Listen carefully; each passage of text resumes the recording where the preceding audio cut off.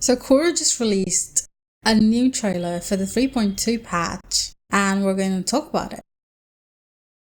So this is only going to be a quick video breaking down what I noticed in the 3.2 patch trailer and Sigrika's Resonator showcase. Nothing too fancy.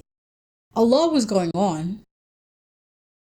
First up, every character in Lahaira so far has been from the new Federation, except for Aemeath. But Sigrika is the first character that is purely Roya, a native of Lahaira, which means she's going to be our gateway to a lot of Lahaira lore, Heliodic 6 lore, and also lore about the Exostrider. A lot of people seem to dislike her personality and her animations, which is, well, your personal choice. But story-wise, there's a reason why she's the only new character released this patch. I think this patch is going to set up the big fight or climax of the Lahaira story arc, and the next patch, 3.3, will probably see us fighting someone related to the Threnodian, not the Threnodian themselves. Let's check the 3.2 trailer, Resolution to Eliminate the Shadows. First up, I separated the dialogue based on the distinct voices, and realized we have a lot of characters packed into this patch. Please be warned that the audio had a lot of background music playing, so that could get annoying.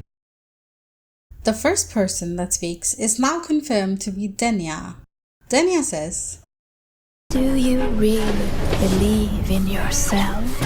Do others trust you? So why not just give up? You're always going to disappoint them. This is all you're doing. Your expectations are the chains that bound her." The next person that speaks is an older woman. I've been debating over two options, going back and forth, but I finally settled on the voice being Miko/Hiyuki. Why? Because after going through all the Lucilla scenes, I realized Lucilla's voice is actually younger than this one, and usually she talks with authority or in a very brisk tone. This voice almost has a lull. It's hypnotic. So, anyways, Hiyuki says, "Youth, a fascinating concept, so full of ideals and passion, but also anxiety and sorrow." Now this might surprise some of you. People have been mad that there's been no mention of Aemeath so far.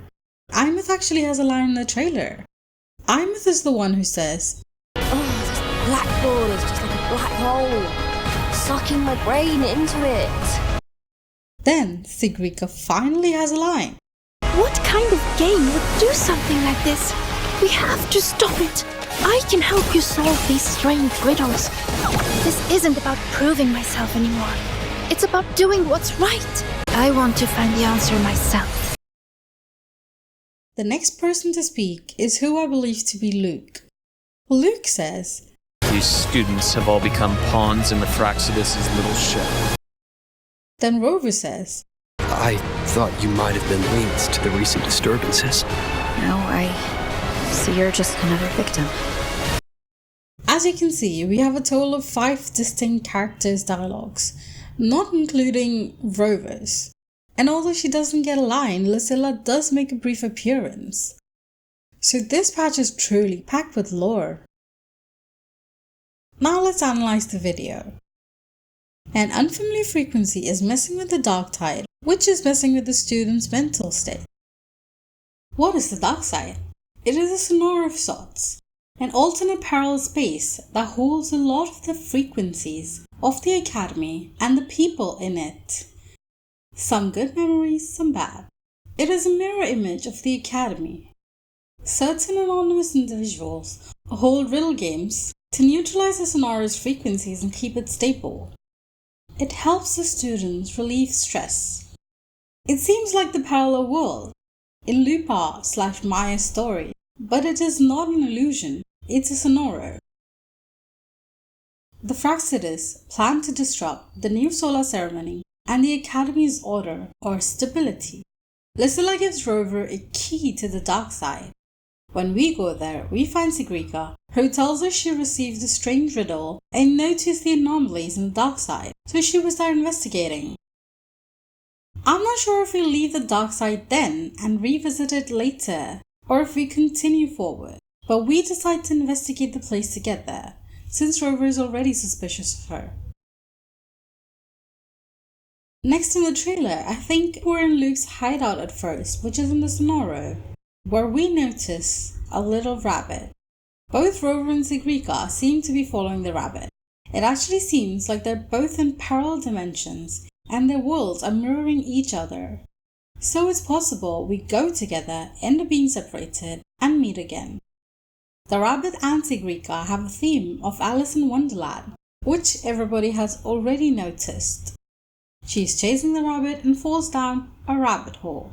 While people are torn about the deeper meanings of Alice in Wonderland and if they exist, it is generally agreed upon that the story is about the themes of growing up, coming of age, or maturing, learning to deal with the changes that happen in life, dealing with questions of identity, reality, and the illusion of imaginary.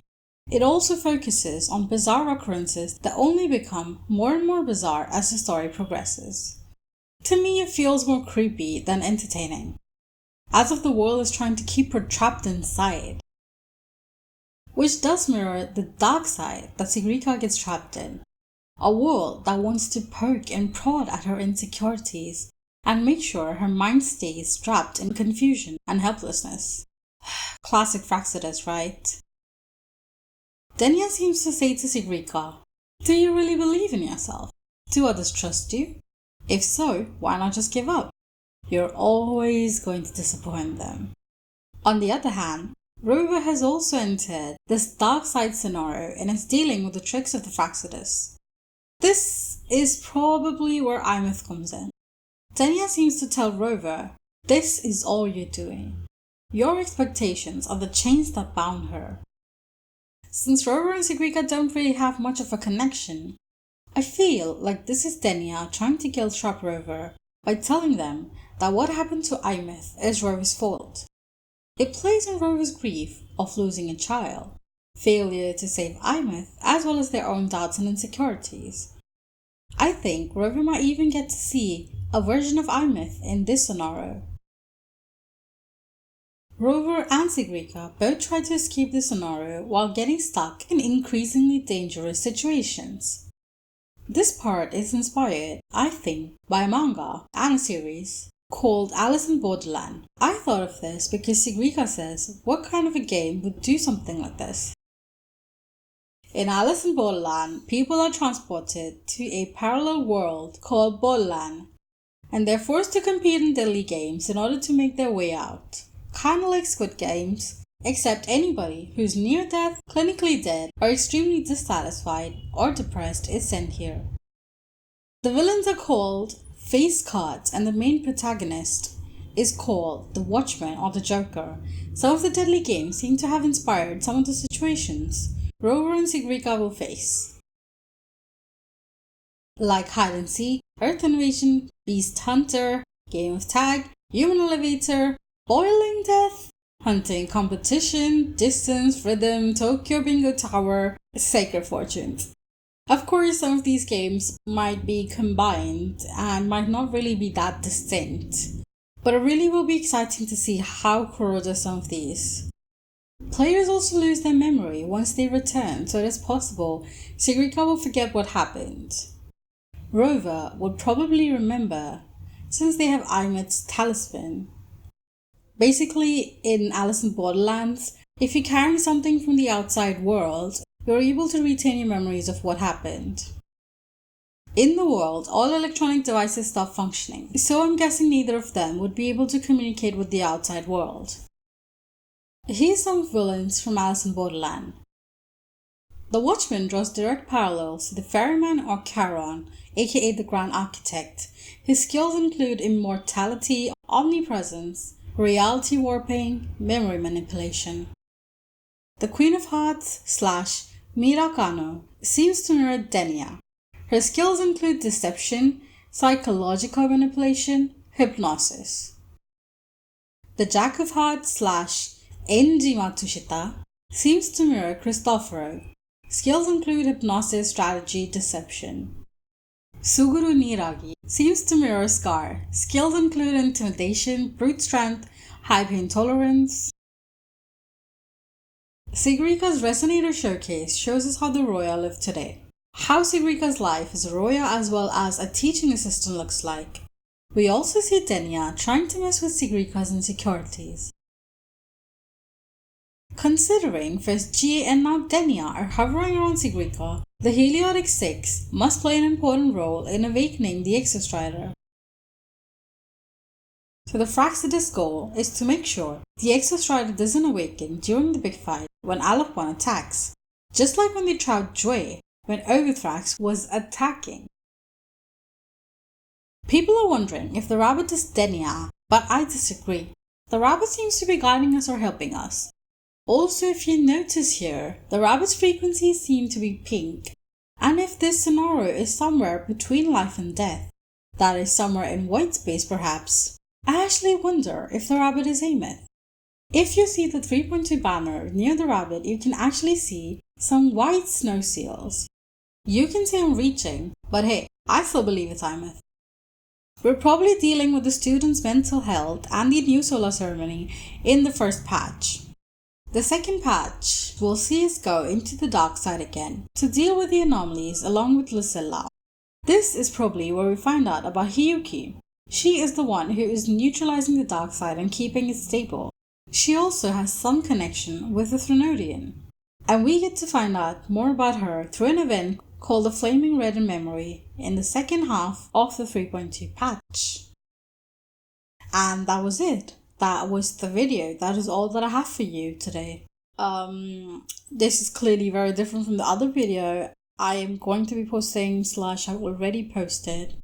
But I just really wanted to get all this information out before the patch releases, And I wanted to see if my theories are right, if I'm correct, if my brain is in the right place, if the devs and I are of the same mind, Anyways, that was it. That is what the video is. And yeah, let me know what you think. Let me know if you agree, if you disagree, if there's any exciting theories that you have. And yep, that is all. The end. Fin, etc. Bye.